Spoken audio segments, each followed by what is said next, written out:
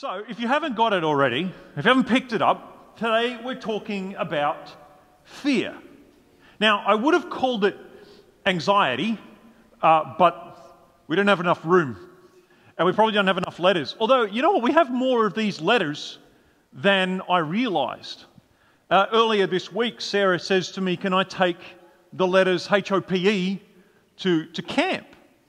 And I thought, that's fine, no worries. But then I started to worry.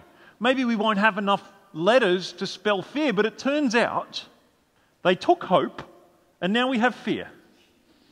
Isn't that good? There you go, that's the end of the message.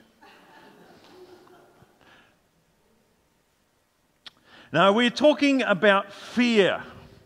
And we're not talking about your ordinary sort of fear. We're talking about a spirit of fear.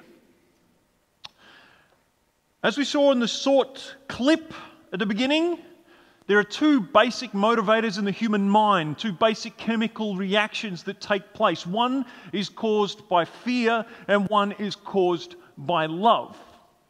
Love is pretty easy to understand. When a baby is born and it finds itself in its mother's arms, love is the natural reaction. And sometimes we can develop a fear of that kind of intimacy, which we'll talk about next week. But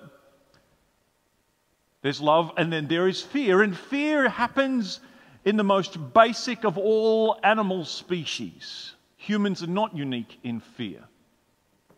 And it's that part of the mind that reacts when it is confronted with threat or the perception of a threat. It's the basic cause of the fight or flight reaction. Have you heard of that before? We've talked a little bit. You know, when you're faced with a really difficult and confronting situation, your body produces adrenaline like it doesn't ever other times, and you find yourself in a situation where you're absolutely ready. You're all tensed up and ready to fight somebody or something or flee from it. If you're like my guinea pig, you probably don't have much of a fight personality. But my guinea pig loves to flee. I don't know if you like that, but we fight or we flight. But it's an instinctual fear. It is an essential part of being human. It's what stops us from touching a stove that's hot. Or at least it stops us touching a stove that's hot twice. It stops us getting into bad business deals. It stops us getting into relationships that will hurt us. It's this instinctual fear at the heart of every human being. Actually, it's not at the heart, it's in the base of the brain, right back there, one of the earliest parts of the brain to develop and be created. It is the basic survival instinct. So what we're talking about today is when that survival instinct runs wild and starts to control lots more areas of our lives than it was ever intended to do. I'm going to tell you about a psychological experiment. Do you like psych experiments? Yeah? All right. I'm going to have a bit of a kids' time before we get into the message proper. How many kids do we have here? Would you guys do me a favour and come out here for a minute? There's two, there's these two. I need kids out here for a second. And who's really... David Orams, where are you? You're really tall. Come here, David. Come here, David. So let me tell you about this experiment. It's an experiment they did with monkeys. And I couldn't get any monkeys. Come up here, guys. Come up here. Yeah, I need an extra one. I need you. Come on. Now, what they did is they took a whole bunch of monkeys and they put them in a big room. It was a nice room. It had lots of grass and trees and things. And in the middle of the room, they put a giant beanstalk. And at the top of this very high beanstalk, they put a bunch of bananas. I went out into the cafe just now and I thought, I'll grab some bananas. There are no bananas, but you know what there is? Chocolate chip cookie. Okay, so what they did is they put this right up there. Do you want to hold that up there for me? I had to get an adult to do this because it's quite heavy. Okay, now what they did was they put these bananas in the middle of the monkey cage. Yes? You following me? Then what happened is one monkey tried to climb to get the cookies. Anyone monkey want to try and climb, David?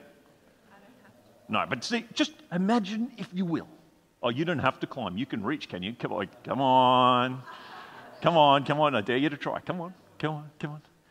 The monkey wasn't so scared. You see this fear that's happening right here? David's a scary beanstalk.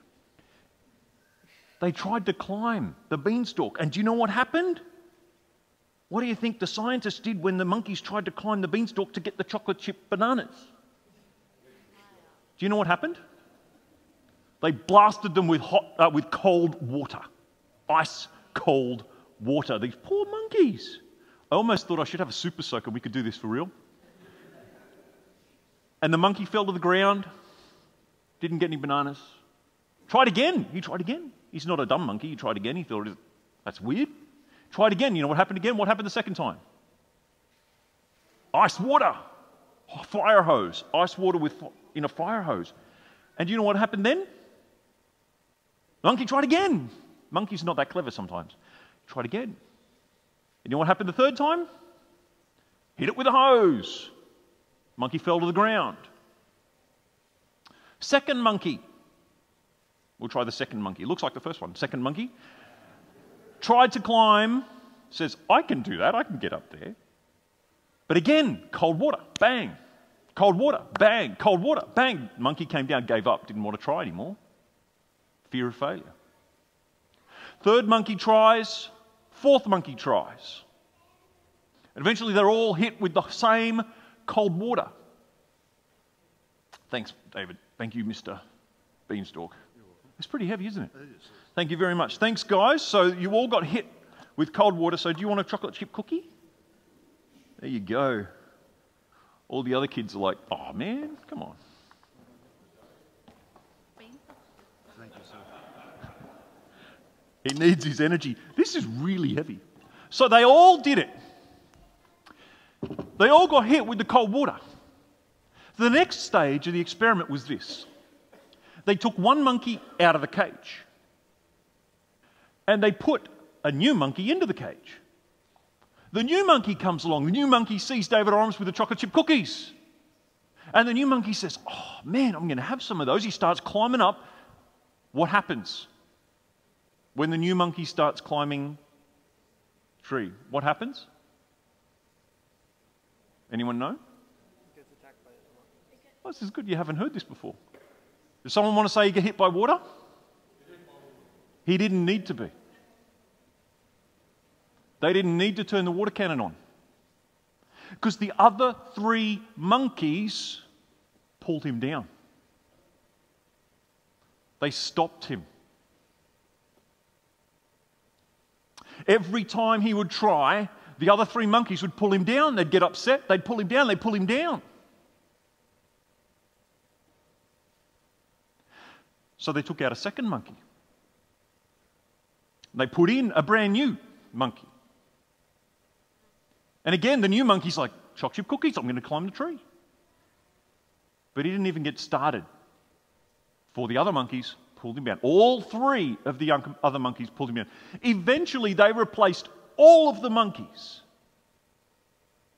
None of the same monkeys that started this experiment, none of the monkeys that were hit with the cold water were in the cage anymore. And yet, when the last monkey was put in, the other three monkeys had no experience of cold water. When the last monkey was put in, he tried to climb. The other three stopped him. And they didn't know why. They feared for his safety. And they didn't know why, but they pulled him down. An incredible experiment. And I hope you see the real world application of that in your life. This same fear, I think throughout our society today, there is fear about all sorts of things. There's fear about people losing their jobs, people taking their lifestyles. None of this has ever actually happened to anybody, but, it's the story told. And people are being brought down out of fear of something they don't actually know and have never actually experienced.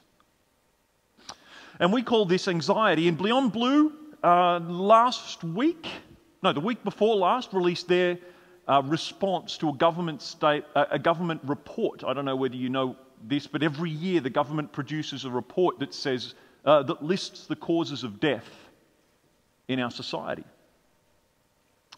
And of course, suicide rates is the highest. If you're between the ages of 15 to 44, and you die between the ages of 15 to 54, the most likely way you died was by taking your own life in our society. The anxiety and the stories told, the fear that goes around is contagious. It is literally killing people.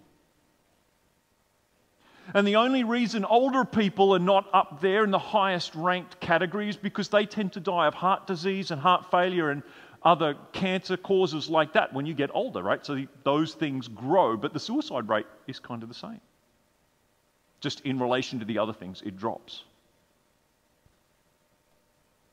That's the world we live in.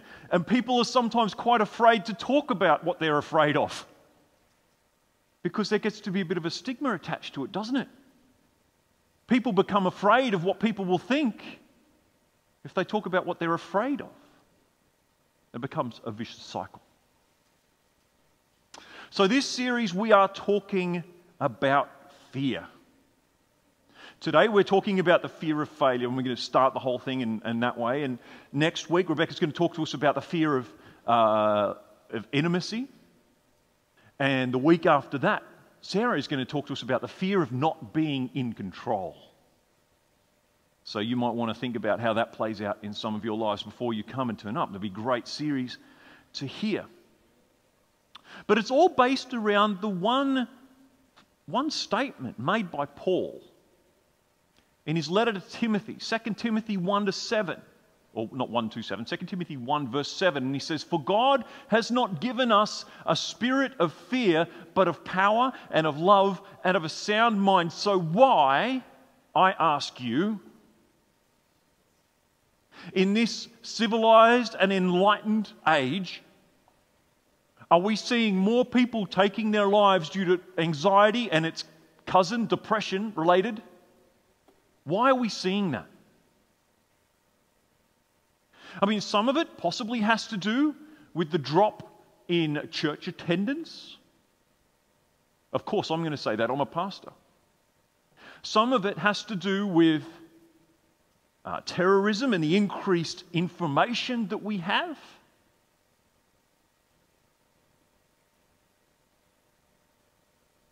But the statistics are no different for people in the church than out of the church. The levels of anxiety and depression exist across the spectrum. Why is that? Why is it that we don't feel it? Why is it that we still experience worry and fear and anxiety? Why? I mean, you read this text, it says, "For God has not given us a spirit of fear, the power of love and a sound mind." Why do we still feel anxiety? Either, there's only three options here. Either the Bible lied. That's the first option. That's a possibility. The Bible could be wrong. I've got to tell you, I don't think that's true. I think the Bible is right. Because you see, in this statement, particularly, Paul is writing from his own experience. He's writing from an experience leading a church of thousands of people that he's met personally. People who are suffering persecution.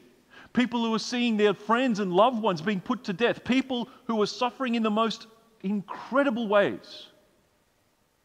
And yet he says, this is our testimony. For God has not given us a spirit of fear. I've seen this over and over again. So he's speaking from what he's seen. So that can't be right. I mean, it can't be wrong. That's his experience. I hope you're glad to hear that the Bible's not wrong. Are you happy to hear that? Because that's one option. The other option is perhaps we're not reading it right. We don't understand it. Perhaps, or perhaps, we are actually living in a way in which we don't actually have fear. We do have power, we do have love, we do have a sound mind, we just don't feel it. Could that be right? Do you think that's logical? Maybe we have a sound mind, but we just don't feel it? Anyone think that's possible? No, it's not. Fear is something you feel. If you have a spirit of fear, you feel a spirit of fear. If you feel the spirit of fear, you have the spirit of fear.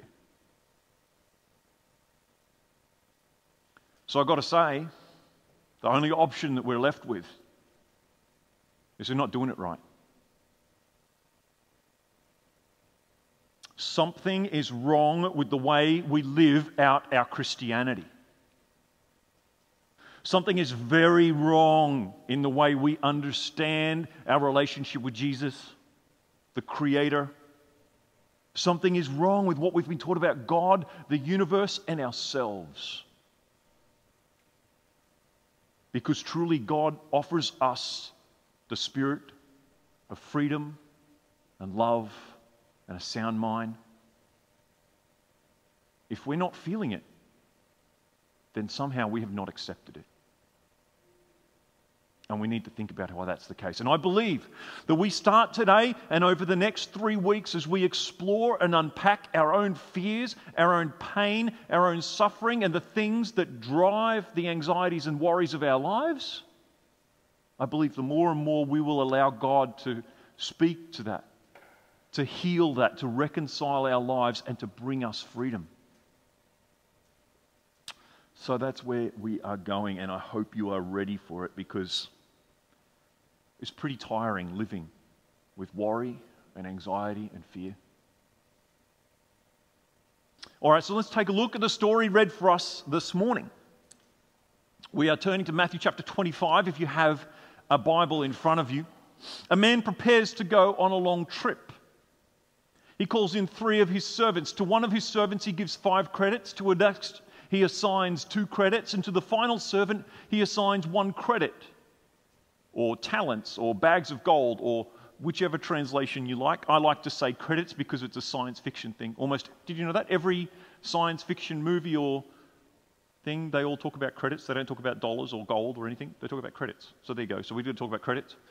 5 credits, 2 credits, 1 credit, the first, and then he goes away for a very long time. If he comes back, the first servant comes up to him and he says, "Master, I'm glad to see you. You assigned me 5 credits. He said, I've worked hard and I've done this and I've done that. And now I have 10 credits to return to you." The master says, the famous phrase, "Well done, good and faithful servant." Second servant comes along. He says, "Master, you assigned me 2 credits. I've worked hard. I've done this. I've done that. I now have 4 credits to return to you." The master says, "Well done, excellent, good and faithful servant." And then we get to the troublesome one, the third servant. To the servant given 1 credit, or 1,000. "Master, I know you have high standards and hate careless ways, that you demand the best and make no allowances for error. I was afraid I might disappoint you, so I found a good hiding place and secured your money. Here it is, safe and sound down to the last cent." Now, this is one of those stories where Jesus is making a point. Jesus is telling this story to teach us something. The master in this story is God, and we are the servants. To some of us, he's assigned a lot of talents, abilities, and opportunities and whatever, but To others, he's assigned a little less, and to others, he's assigned a little bit. And whenever I've heard this text brought out in church, the moral of the story is taught that we ought to be like the first two servants. We ought to work hard. We ought to do the best we can for God and make sure we're not like the last servant. We ought to work hard. I think that misses the point. I think that's completely wrong, to be honest. I think that takes the gospel and turns it into one of works, not of grace. And I believe in a God that does not demand such things. So I don't think Jesus was trying to say that. I think he was trying to make another point that we kind of miss. So the final servant did less than the least possible with the credit he'd been assigned because he was afraid. He had fear. He had anxiety. I was afraid. I thought you were demanding, unfair, and greedy, says the final servant. This is not a story about disobedience. This is a story about the fear of failure and its consequence.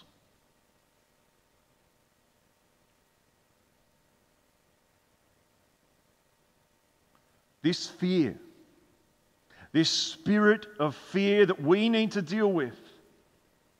Because you know what?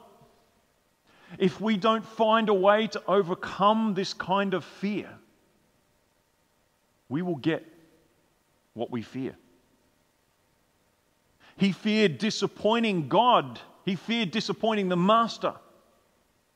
And so he buried the credit. And when the master came back, he found out he'd disappointed the master. Because of what he feared. His fear caused the disappointment, not his inability to do anything with the money. And I want to say it's not because he was lazy. I often hear people talk about people and they say, he's just a lazy guy. As though that's somehow a cause of something in life. I want to tell you today, fear is the cause of laziness. Anxiety is the cause of laziness. Laziness is not a cause of anything in and of itself. This servant, right? He went to all this effort to find an open field, to dig a giant hole, to put the money in the hole, to refill the hole. That's a lot more effort than if it had taken to go to the banker and just give it to the banker and earn interest. It's a story about fear, not laziness. Laziness is a symptom, not a cause. That's a bit of an aside. His fear drove him to do the exact thing he was afraid of. So why is it? Why is it that when we try and we fail, we start to give up? I want to tell you it's because of pain. It's because of pain. The monkeys in the story gave up trying to climb the beanpole because of the pain, the cold water, the discomfort, the falling back to earth. I mean, no one likes pain. Time and again you go through pain sometimes. Some people have a higher pain threshold than others. I know. But sooner or later people get tired of it. They get tired of broken relationships and fights and arguments. They get tired of being poor and struggling. They get tired of being rejected, mistrusted, and taken advantage of. They get tired of being lonely.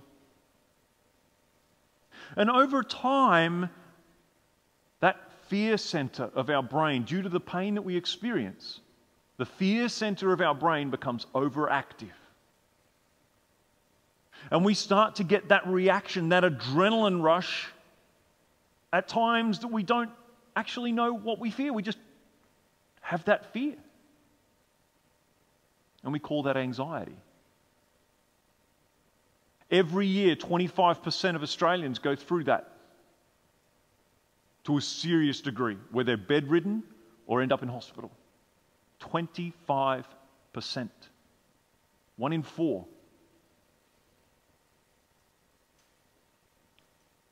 Our brains overreact to situations we no longer understand, to stories that we didn't experience, but nevertheless we take on the fear. It drives people to bury lives in sand. I don't know if you know anybody, the kind of person who never really seems to get out of the house. And when they do, they seem to be worried about anything and everything that comes their way. They're worried about what people think about them. They're worried about what this might do. They end up washing their hands multiple times before eating and after eating. People who live with a debilitating type of fear. Well, that's a terrible way to live, says God. He was furious. He says it's criminal to live cautiously like that. I mean, if you knew I was after the best, why did you do less than the least? I don't get it. At least you could have done what it had been to invest the sum with bankers. Question. Is God unfair, greedy, and demanding?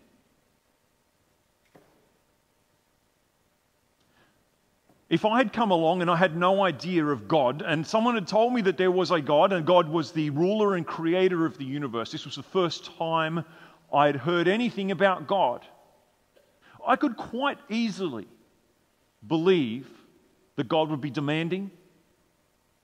I could believe that He'd be unfair. I mean, He's so much bigger and greater than us. Of course, He expects more of us. I could believe that.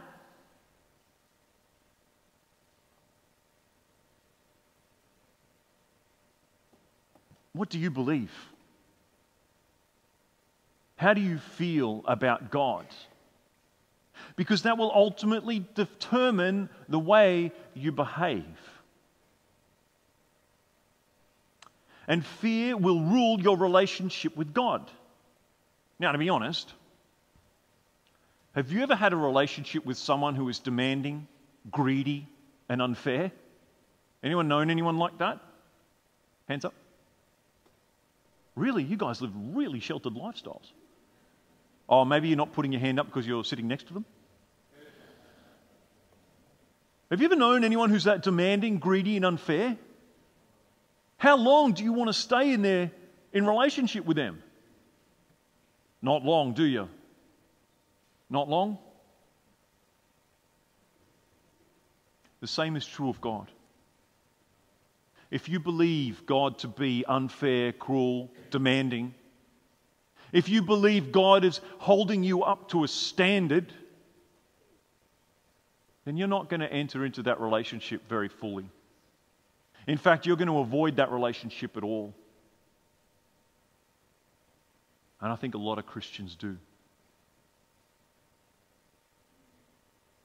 I think a lot of Christians live by a standard, not by a relationship. That's exactly what Jesus is trying to say about this third servant.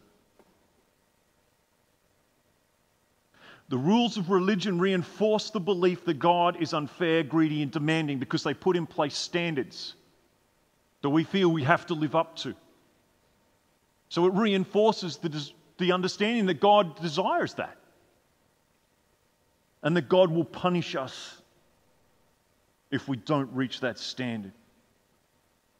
The more rules and the more standards you have, the more you believe God is going to punish your failure, the more fear you will live with. It is no surprise that the most anxious and fearful people are the ones in Christianity who live in the most strict religious groups. The extremists live within incredible standards of moral behavior.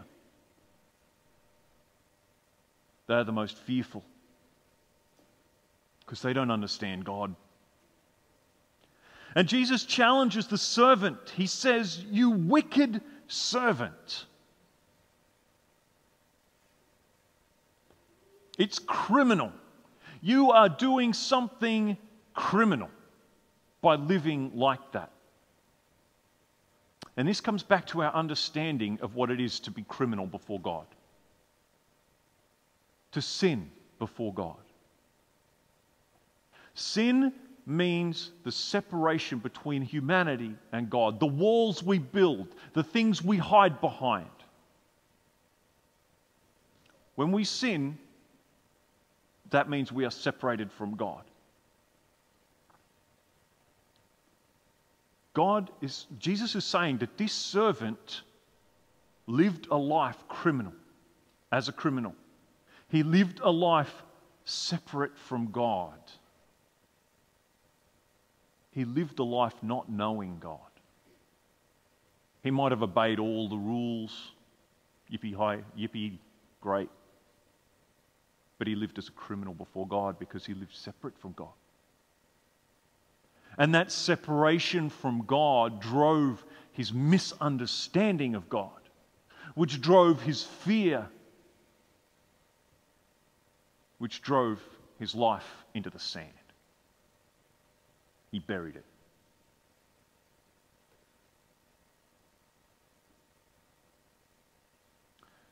So, where do we go with that?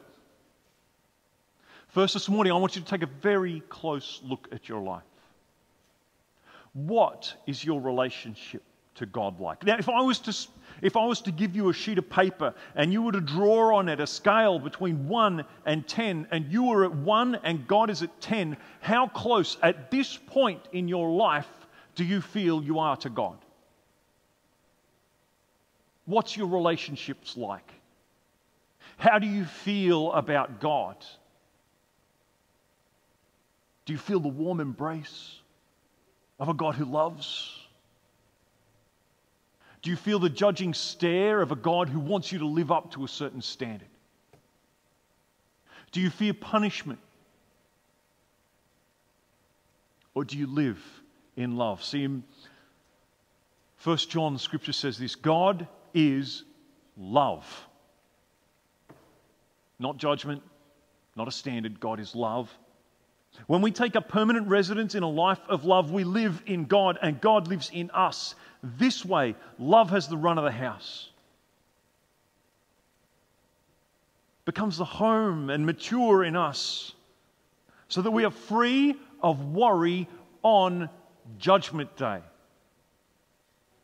Do you ever think about your life and you think when you get to the end of your life, Judgment Day comes along? I don't know how you picture this, because Judgment Day is going to happen. I don't know how you picture this. Do you fear Judgment Day? Are you at least a little bit worried about it? Anybody? How do you picture Judgment Day? How do you picture God on Judgment Day? Because that's a fear that can drive so much of our life's behavior. Free of worry on Judgment Day, he says, our standing in the world is identical with Christ's. There is no room in love for fear. Perfect love casts out fear is perhaps the translation you're more aware of. Well-formed love banishes fear.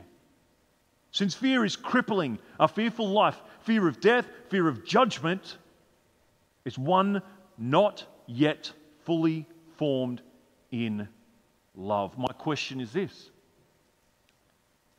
if you truly have salvation, if you are truly fully formed in love, you should never worry about Judgment Day. If you do, your salvation is lacking. Clear as that. That's what the scriptures say. Your salvation is lacking. Your understanding of God is wrong. And you need to stop and think. Because fear will make you its slave. We're going to watch a song and we're going to reflect a little bit. But I'd like to share with you my picture of Judgment Day. Would you like to see? Would you like to hear how I picture this? Judgment Day is a day of accountability. It's a day of looking back at your life. All things considered.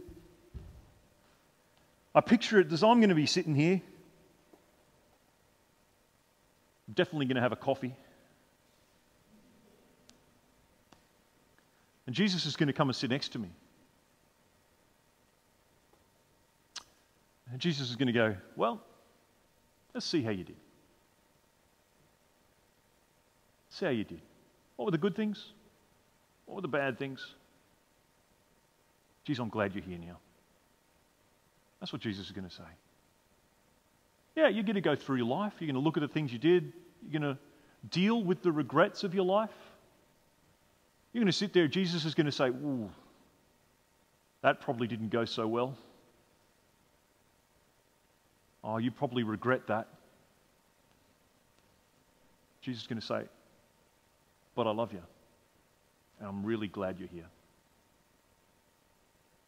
But see, if we never had Judgment Day, if we never had this opportunity, how much of your life would go unresolved? How much regret would go with you into the afterlife? You can't. This life is chaotic and difficult and dangerous. And even now, when we have our emergency services workers go through incredibly traumatic experiences, we sit down with them and we have a debrief. We talk through the issues. We talk about how they felt. And we make sure they know that they are okay. That life will be great. That life will be good. And that's what Jesus does with us. He is our great counselor, wonderful, who will sit with us and debrief our entire life. That's what Judgment Day will be like. And I hope you all run with that understanding of God, because Jesus does truly love you. He is love. Let's not be slaves to fear anymore. Let's live in freedom. I ask you to bow your heads and think about the words in this video.